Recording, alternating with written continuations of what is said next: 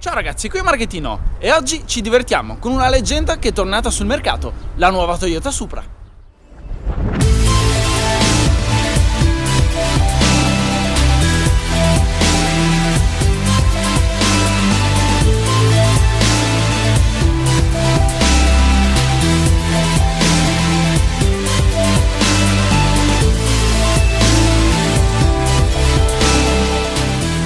Oggi sono al circuito di Jarama, fuori Madrid, è la mia prima volta qui e direi che Toyota mi sta dando un bel benvenuto in questa pista, perché direi che di scelta qui ne abbiamo. Oggi sono al lancio mondiale della quinta generazione di Toyota Supra e penso proprio che sarà una giornata molto divertente e intensa, perché inizieremo la giornata guidando la Supra in pista, possibilmente coi controlli spenti. Poi faremo un giro in pista con la Toyota Supra GT4 Concept, poi avremo il pomeriggio libero e quindi ci divertiremo con la Supra nell'entroterra spagnolo.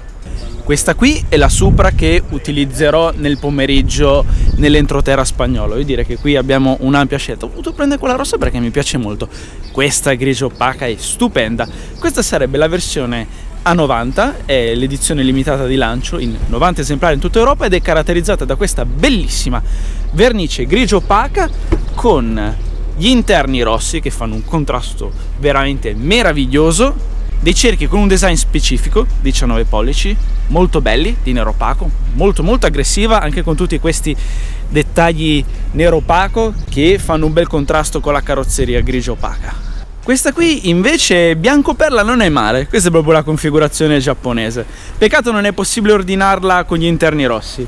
Qui invece ne abbiamo una gialla. Devo dire che con i colori accesi queste linee vengono risaltate molto bene. Devo ammetterlo, quando è stata lanciata sul mercato e ho visto le foto della cartella stampa, il design di questa quinta generazione di Supra non mi aveva convinto.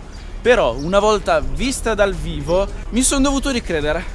Io la trovo bella sportiva, compatta, con delle qualità dinamiche veramente pazzesche. Infatti in questa prima parte del video che gireremo in pista mi focalizzerò sulla guida dinamica, mentre poi quando saremo nell'entroterra vi farò vedere meglio un po' i contenuti e come si comporta su strada. Eccola che rientra.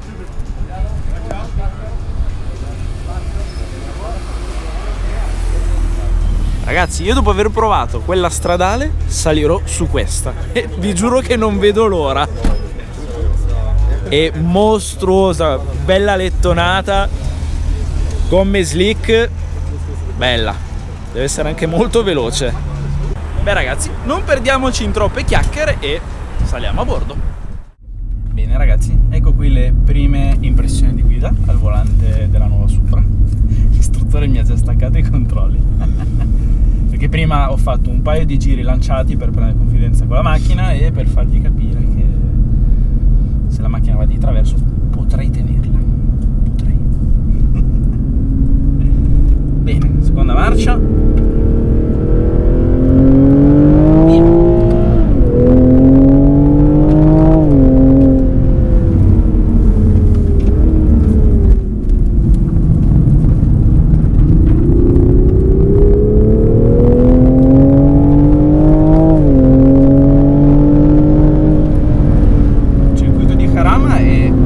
Tecnico e direi che questo è il posto ideale che permette di esaltare le qualità dinamiche della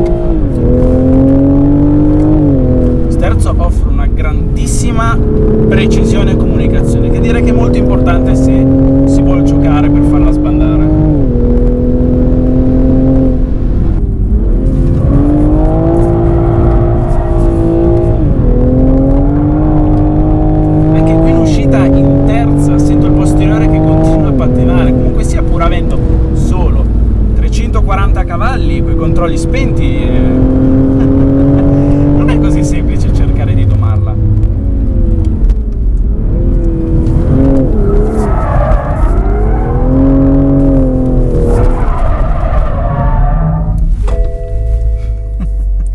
Come non detto. Io vi avevo fatto la promessa a fine inizio del video che avrei provato a tenere. Comunque sì, questo passo così corto permette alla macchina di essere molto reattiva e stabile. Però ovviamente se stacchi tutti i controlli devi avere degli ottimi riflessi, perché effettivamente appena parte il posteriore devi essere subito pronto sul volante a controsterzare. Oh ragazzi, che figura in pista! Però vabbè, c'erano le condizioni per poter giocare e anche usare un po' più del dovuto. Qui dietro c'è la Supra che adesso prendo per farmi un giretto nell'entroterra e ve la voglio far vedere un po' meglio nel dettaglio.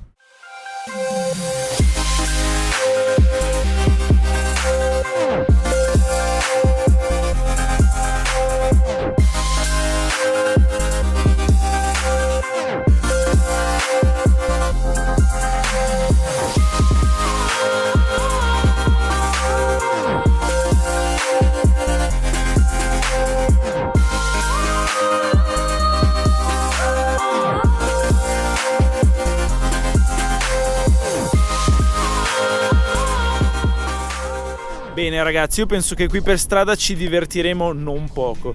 Giornata stupenda e guardate che paesaggio mozzafiato. La strada qui è veramente meravigliosa e non sono l'unico che si è voluto fermare qui per fare qualche foto, perché effettivamente questo posteggio merita. È veramente cattiva e minacciosa da guardare, specialmente di questa colorazione rossa. Il design mi piace, come ho già detto all'inizio video. Se notate, questo taglio del cofano che scende giù è ispirato molto alla generazione precedente di Supra. Quindi è un tipo di linea che rievoca un po' il passato, ma qui c'è anche il presente e futuro di Supra. Guardate la parte posteriore, penso sia il mio lato preferito di sta macchina. Guardate com'è morbido e sinuoso, questo spoilerino tipo ducktail che non è troppo vistoso, è bellissimo. Il posteriore è molto molto azzeccato, è la mia parte preferita. Ed ecco degli altri colleghi.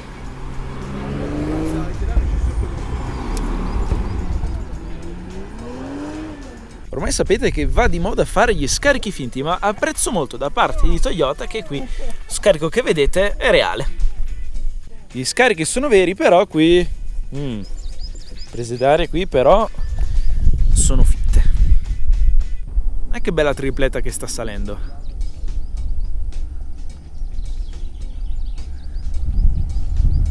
Supra ovunque.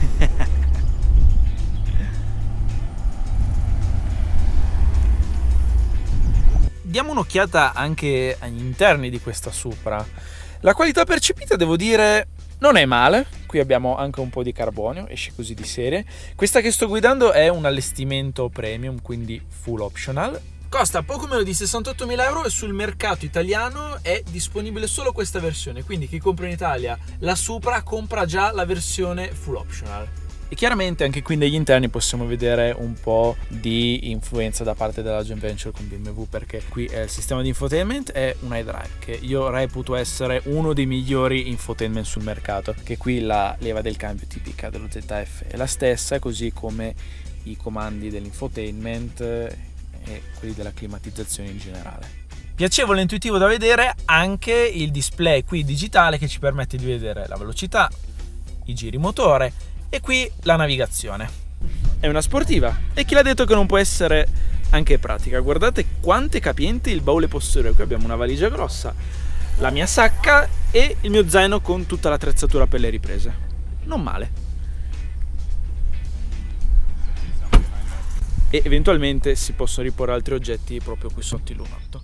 Beh ragazzi, eccoci qui al volante. Dopo ben 17 anni Toyota torna a far sognare gli appassionati introducendo la quinta generazione della Supra. È una Supra in chiave moderna, con tutto ciò che ne consegue. Perché oggigiorno è pratica piuttosto comune vedere case automobilistiche che condividono piattaforme, motori, tecnologia. E proprio per questo motivo questa quinta generazione di Supra ha fatto discutere molto tra gli appassionati, perché questa macchina è stata sviluppata con una joint venture insieme a BMW. BMW ha dato un grosso contributo alla realizzazione di questa Supra e qui troviamo due componenti fondamentali per una macchina sportiva: il telaio e il motore. Io devo ammetterlo, all'inizio ero scettico, come probabilmente lo eravate, lo siete ancora molti di voi, però dopo aver provato in pista prima la nuova Z4 M40i e poi questa qui al circuito di Jarama, beh ragazzi, io mi sono ricreduto. Quindi adesso, senza la foga e la tensione della pista, vi racconto meglio del perché dopo tutto questa collaborazione tra Toyota e BMW non è così negativa. Sono due macchine partite con una base comune, però il prodotto finale è molto diverso. Sono due prodotti abbastanza diversi con anche due tipi di utilizzi diversi. Quindi adesso, per raccontarvelo al meglio, inseriamo immediatamente la modalità sport. Qui sullo Supra non ci sono tanti settaggi, c'è solamente la modalità sport e una volta inserita ti si apre il configuratore per farti la tua modalità sportiva personalizzata. Qui puoi modificare i parametri delle sospensioni, dello sterzo, la risposta del motore e la risposta del cambio. Chiaramente tutto impostato su sport. Ebbene, partiamo subito a parlare dal cuore di questa nuova Supra, cioè il motore. Qui infatti abbiamo il B58, sarebbe il 3 litri 6 cilindri in linea turbo che proviene da BMW, come ho detto. Ovviamente tutti si ricordano la generazione precedente di Supra per il motore 2GZ, però questo tipo di motore sulla nuova Supra non è niente male e ve lo spiego. Prima di tutto Toyota continua a mantenere la tradizione del 6 cilindri in linea, il che devo dire non è una cosa da poco oggigiorno, considerando che ormai tutte le case automobilistiche sono sempre di più orientate verso il tremendo downsizing. Secondo, è un motore affidabile, ben collaudato, e anche su questo motore c'è un buon margine di incremento di prestazioni. Recentemente avevo letto che c'era qualche pazzo che aveva già fatto uno swap di motore 2GZ su questa nuova Supra con risultati abbastanza pessimi, dato che poi il motore è rotto. Per il semplice fatto che comunque non puoi accoppiare un motore su una tecnologia odierna, sono due cose che non vanno molto d'accordo. Quindi ragazzi, inutile sognare di una quinta generazione di Supra col motore della quarta, perché non vanno bene, mentre questo motore è perfettamente equilibrato con il telaio e tutto l'insieme che è costruito attorno alla macchina.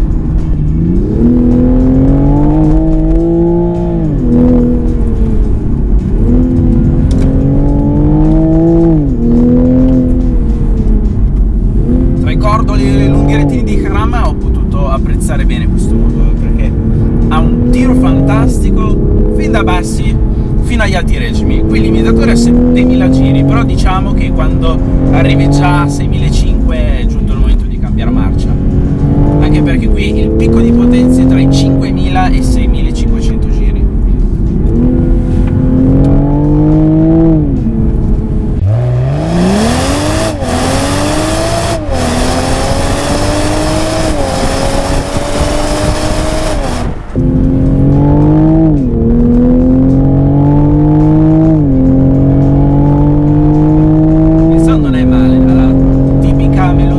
Del 6 cilindri in linea, però c'è un però.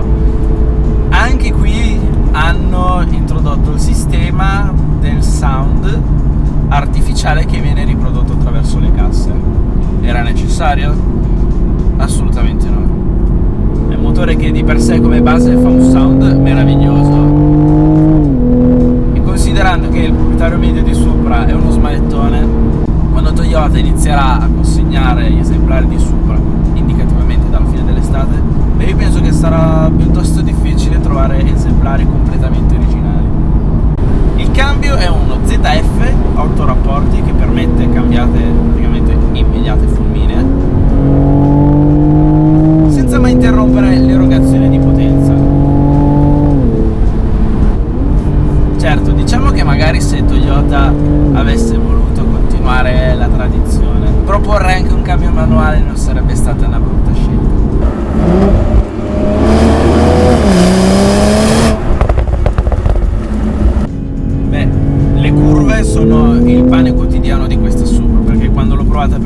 Mazda la cosa che mi ha colpito maggiormente è il telaio, che posso definirlo perfetto.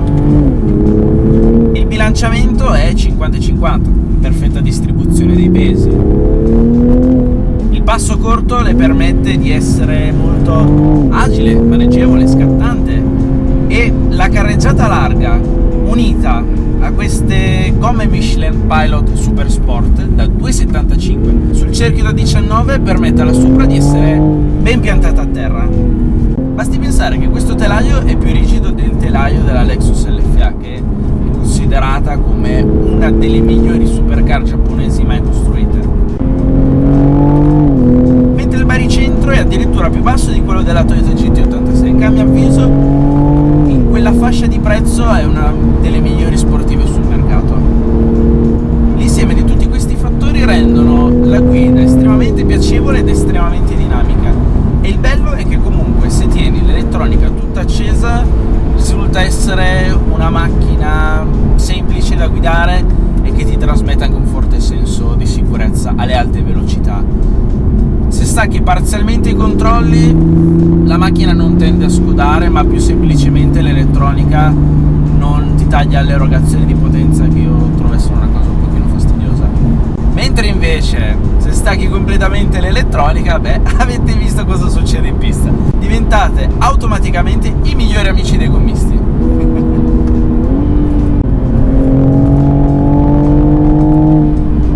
E la cosa che mi ha sorpreso è che con i controlli tutti staccati non me l'aspettavo così brusca e violenta.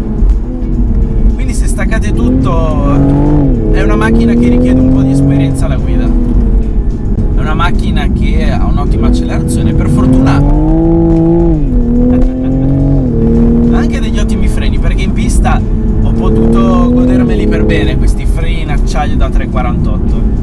Hanno un'ottima potenza frenante, immediato il feeling sul pedale del freno, e mi è piaciuto anche il fatto che nelle frenate piuttosto decise la macchina è praticamente incollata all'asfalto.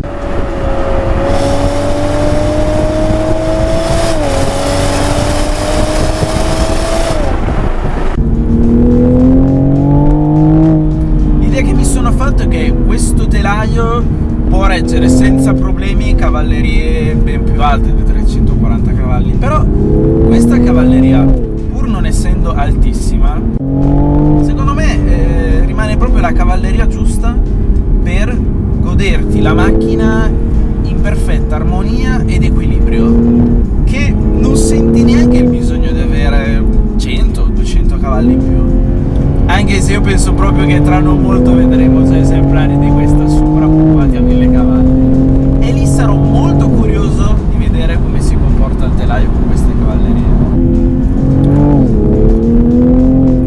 Portarla al limite richiede esperienza, però la nuova Supra ti permette di avere un equilibrio e una guida dinamica che difficilmente ho trovato su tante altre sportive. È un telaio che può reggere senza problemi cavallerie più alte, però 340 cavalli ti rendi conto che sono la cavalleria giusta per volare sia in pista che in queste strade tipo misto stretto.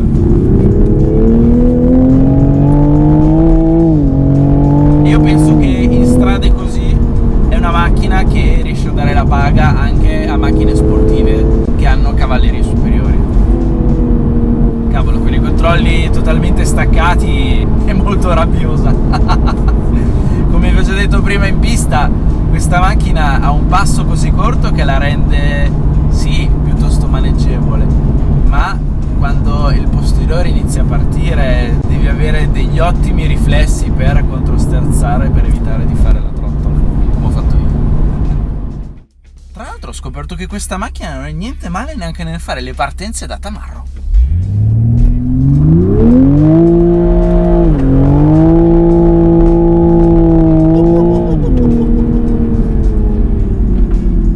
D'altronde è una Supra. Non vuoi bruciare un po' di gomma ogni tanto?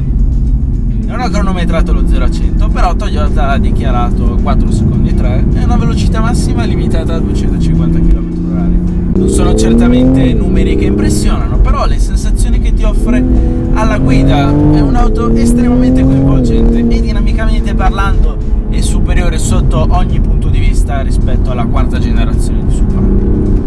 Quindi, tornando al discorso di prima, Z4 M40i e nuova Toyota Supra sono due prodotti uguali? No. Dopo i tempi gloriosi della Z4M E85, finalmente BMW è tornata a fare una Z4 sportiva che non fosse solamente un'auto da passeggiata o da aperitivo. Quindi, partendo da questa ottima base, Toyota ha potuto creare un nuovo capitolo del mito Supra, lasciando più vivo che mai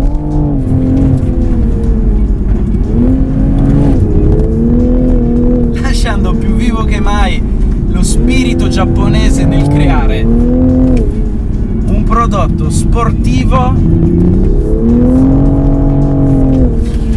creato con la più che maniacale ricerca delle sensazioni di guida e divertimento. Quindi io non solo approvo a pieni voti la nuova Toyota Supra nella guida dinamica, ma anche nei Kenseido Rifto. Ragazzi, io sono veramente colpito da questa nuova Supra, non me l'aspettavo così. È veramente pazzesca, davvero. E ragazzi, non chiamatela Z4. Bene, quindi voi pensate che sto per concludere il video. E invece... Beh ragazzi, questa chicca io ve l'ho lasciata per ultima. Siamo finalmente sulla GT4 Concept. Una vera e propria anteprima essere qui a bordo e filmarla. Secondo me deve essere un bel missile. Sono praticamente legato, come potete vedere, interni parecchio alleggeriti, pilota professionista qui accanto. Guardate che bello questo pannello porta completamente in carbonio, meraviglioso. Qui abbiamo anche un roll bar, si sa mai. Come potete vedere anche qui dietro è completamente alleggerita, d'altronde è una macchina da corsa. La macchina ha praticamente 101 km, sta facendo oggi il suo debutto dinamico. Ci siamo.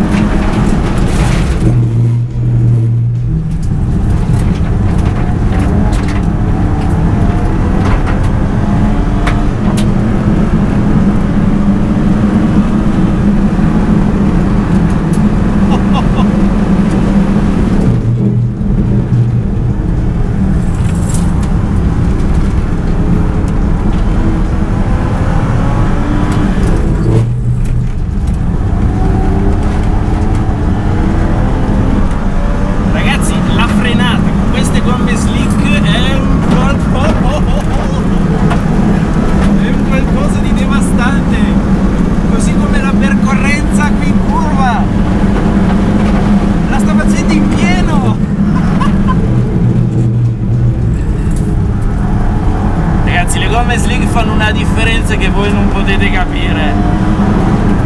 È mostruosa.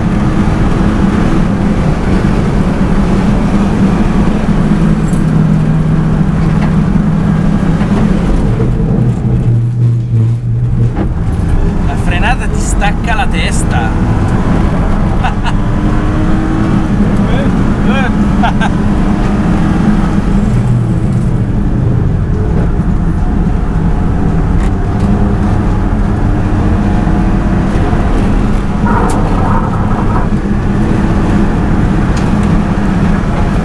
Quanto arriva in rettilineo.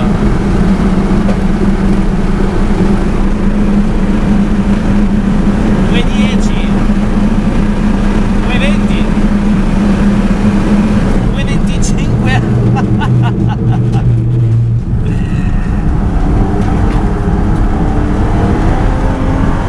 Questa chiaramente rispetto alla versione stradale ritarda di molto la frenata, e la frenata è qualcosa di pazzesco. Tenere la chicca dell'onboard sulla Supra GT4 alla fine. Io ringrazio Toyota per questo splendido weekend in Spagna a bordo della nuova Supra. E ragazzi, se è piaciuto questo video mettete like, iscrivetevi al canale se siete ancora fatto e come sempre grazie per la visione. Ciao!